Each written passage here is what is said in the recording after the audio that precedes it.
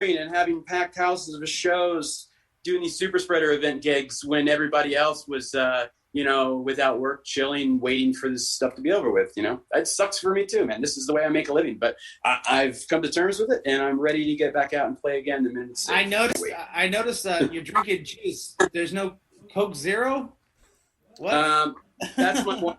That I try to balance juice, water, and yeah. I was like, I'm amazed you're not sponsored by Coke Zero. Advice. Don't get me. If you would have caught me, no, you made. With my dinner. I remember your writer. Your writer had specifically Coke Zero on there, so I was like, tastes good. It's bad chemicals that will kill you, but I mean, I don't smoke or drink. I gotta have, it's like that Adam Ant song. Yeah, something, right? Hey, when you first started the Ataris, take you back to when you first started the band, right? Did you think at that point that this many years later you got to still be writing new albums and going strong and being able to make a living out of what you're doing? Hell no. I mean, the Ataris just started out as me in my bedroom doing demos on my little 4-track recorder and with a drum machine for I make all the drum parts. And the way the band always kind of worked in the studio was I would record all the parts except for the drums, and I would write the drum parts and show them to the drummer and say, this is the drums for the song. And so it just kind of became a thing where after many years of like kind of just working it up from the ground up, it became a thing where lots of word of mouth and touring, it took off and did well and went far beyond any of my wildest imagination. And I mean, all I ever really wanted to do, and I think most bands would agree that, you just want to start out, you just want to get your songs recorded and put them out there so people could hear it. It's like a cathartic thing. You just want to write the things you go through, and, you're just writing a song because it's like your therapy. And then once you do it, you achieve that goal, and it's like, okay, well, I just want as many people to hear these songs as I can and go out and play as many places. I just love traveling and playing music, and I think everything else is an added bonus. And yeah, man. Yeah. No, I would have had no idea. I am still to this day the most humble, down-to-earth guy where I just pinch myself and I'll be like, oh, wow, we got to play in China and I was at the Great Wall. It still blows my mind that I got to go there. Or like, oh, every time I get to go back and play in Europe, it's the same thing. It's like I'm still very like the none of it's lost on me ever. I'm like my father was our biggest fan and supporter, and to make my mother and father proud was probably the coolest thing. And then to be able to like get my music to have something I wrote, some little thing I wrote, affect somebody in the way that all these artists and musicians that I love affected me, that I think is the coolest, most humbling thing ever, and the thing that I will always be grateful for. That's cool, man. That's cool. Sam, do you want to add to that? Yeah, I was going to ask him, was there any, are you still currently with the same record deal that you had at the original, or have you guys changed record labels? No. Kung Fu was the label that put out the first 3 Ataris albums, Anywhere But Here, Blue Skies, and Indus Forever. And after that, we went to Sony, Columbia, to put out So Long Astoria. And then after So Long, during that, because with Kung Fu, I just signed for 3 records, but I always maintained a good relationship with them because Joe from the Vandals, who ran that label at the time, he was, he helped single-handedly helped, gave me the opportunity to put out music. I didn't even listen to the Vandals back then. I went and saw the short story of that. I went and saw a show that they were on. I gave a demo. I would give a demo to every band I would go see, a little cassette. This was 96. And I would just, hey, this is my band. I'm looking for a drummer. There's a one ad in the tape because it's all me and a drum machine. If you know any drummers, reach out to me. So in that ad, they had reached out to me and said, hey, we want to put out your record. So through that, I was like, I thought it was a joke. That's when they called me. I'm like, who's this? What? You're playing a joke. Okay.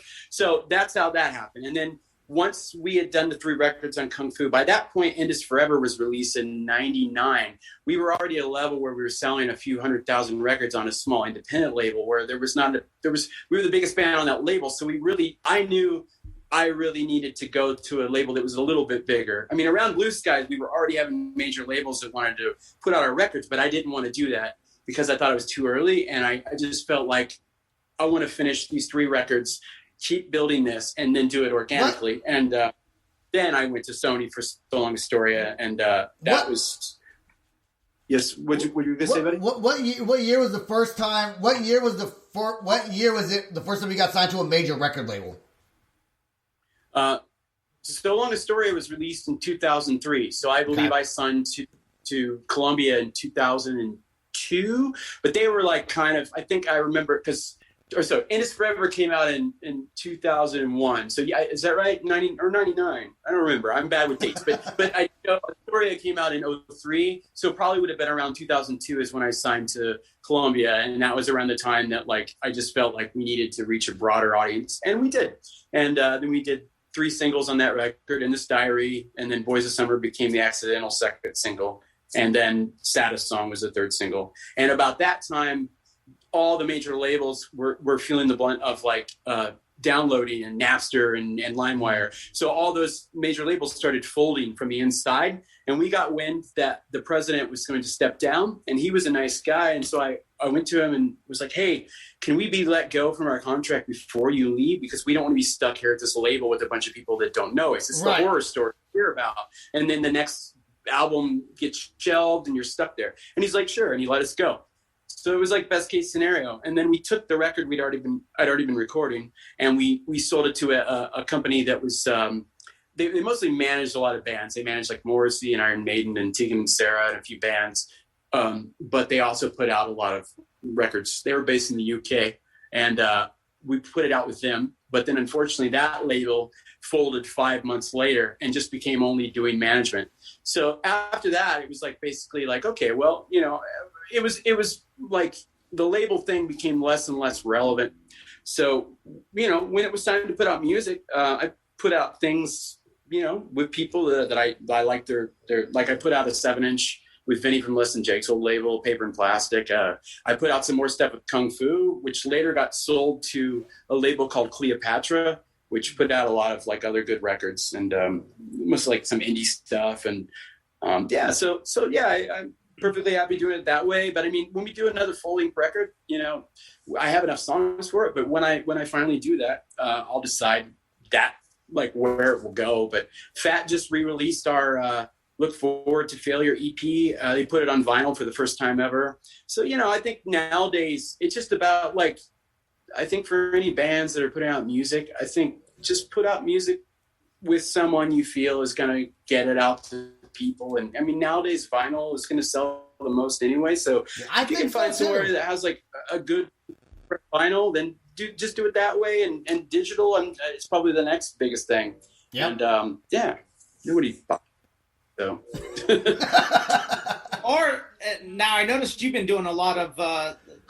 I don't know what to. You've been doing a lot of what? Bandcamp is. I thought you were going to say. I'm sorry. So. No, you've been doing a lot of live. You've been getting on Facebook and whatever program you're using and streaming live from. I think it's your kitchen. Is that where it's at? Yeah, I tuned into one that was in your kitchen. That's all I can tell you. I appreciate it. Yeah, I was doing some live streams on Facebook and Instagram for a while. I've lived in like 4 different places during the pandemic. I've just liked to change it up. It gives me this illusion that I'm still able to travel. So I've just been kind of living in like temporary places. And I've lived all around in some really cool spots during the pandemic. One, I would broadcast from my living room, and then sometimes at the studio, there's a guest house at the studio I record at, and I occasionally am there, and I'll broadcast from the kitchen there because it sounds nice in the kitchen. It's real echoey. But then the last 2 places I've been, because there's been a neighbor in close proximity, I couldn't broadcast in the place. So that's why I haven't broadcast recently, but I'll be in a new spot in like a month maybe, and maybe then I'll do some live streaming again, or I'll find a way to just do it outside. But I need a little break. I think I was doing a lot and I really enjoyed doing it, but like he was saying with the songwriting, I think it's like something where even when I'll go on tour for a month, I'll come home and I won't want to touch a guitar for 2 months. So I'm very like up and down in life like that. Like I'll just need some. You know, I'll get really into something, and it's very not really bipolar. My mother is, but I'm not. I think I am. when you're talking about songwriting, I was going to say back to the very first question I asked you. I'm getting back around to that. I was gonna say, that's the difference between a professional and someone who's like me, who just like writes. Like when I'm writing a song, I'll just try to think of what did I rhyme with that word last time. Like I can't think of the same things. I can't think of different things over and over again. I just go back to like those one-liners. But that's the difference between someone who's been writing for a long time, and you can find inspiration, like you said, from a bird or sitting on something or driving the road where I'm like, there's a bird on a wire. Like, that's my lyric. You don't even know. I have to wrangle him sometimes. He goes off on these tangents. Hey, Sam, what if we do this? What if we do? I do. Yeah, just did 3 things today. Today he came home. What if we do this? Calm down.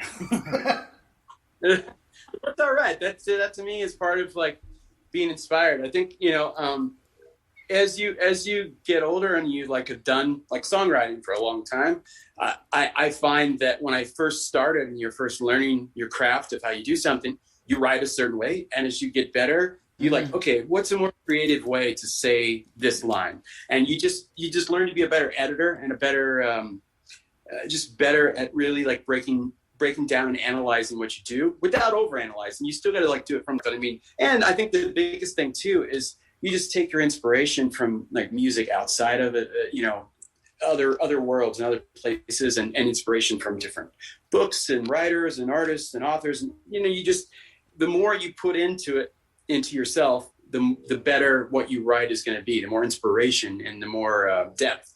And I think, when you're young, you hear, I don't know, like you're first discovered, when you're like young, you're first discovering some music, it really excites you. And then as your ear gets jaded and you've heard so many things, you just have to like dig deeper, go outside the box. And so, you just find different things that inspire you. And sometimes I think that broadens what your palette is of what you can write and create. Because when I listen like to what I wrote in 96 and compare that to now, it's 2 different things, but I feel it's the same person. It's just somebody who grew, or like you've grown and matured. Sure. Yeah, but it's still the channel through me. It just you do come back around in some ways sometimes. I mean, like I feel in order to I guess how to say this, in order to really, because my musical taste and what I play have always been kind of like they kind of do this. I love a lot of the music I love. It tends to be outside of the world of punk rock. But I do feel with the Ataris, if you listen to us live, or if you listen to songs like the newer version of Fast Times or the way we play Your Boyfriend Sucks live, there's these big drony kind of shoegazer breakdowns in the songs, like Jawbreaker would do on Dear You, or like some of these bands that were rock bands, but they did have these big, lush, textural, ambient, drony parts. Like it's like we're not one or the other. We're just a rock band, but I do like to do stuff like that too, and really expand on the foundation of a rock song. It can't all just be straightforward rock song. It just would bore me. But I do love, the Replacements or the bands like that, but that write just good rock and roll songs. But I want to do a little of both. Kristopher, is that your dog snoring in the background? I was like, I'm hearing things. I didn't hear it. I couldn't hear that. I was hearing it out here.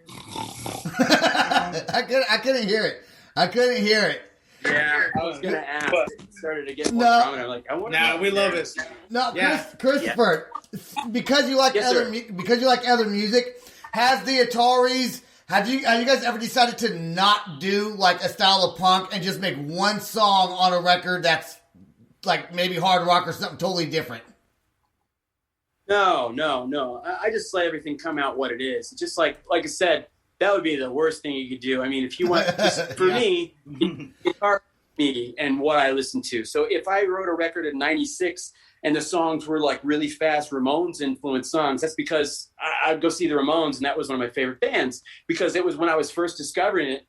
When you first discover the Ramones and Sam I Am and early Green Day and Jawbreaker, that was when those bands were happening, and I was going to see them, and I loved those bands. I still love those bands, but I don't listen to them like I listen to, Radiohead or like like old jazz records or stuff like that. Doesn't mean all those things are going to come through in my music, but it's like it's a product of what you're putting in. So like nowadays, if I listen to something like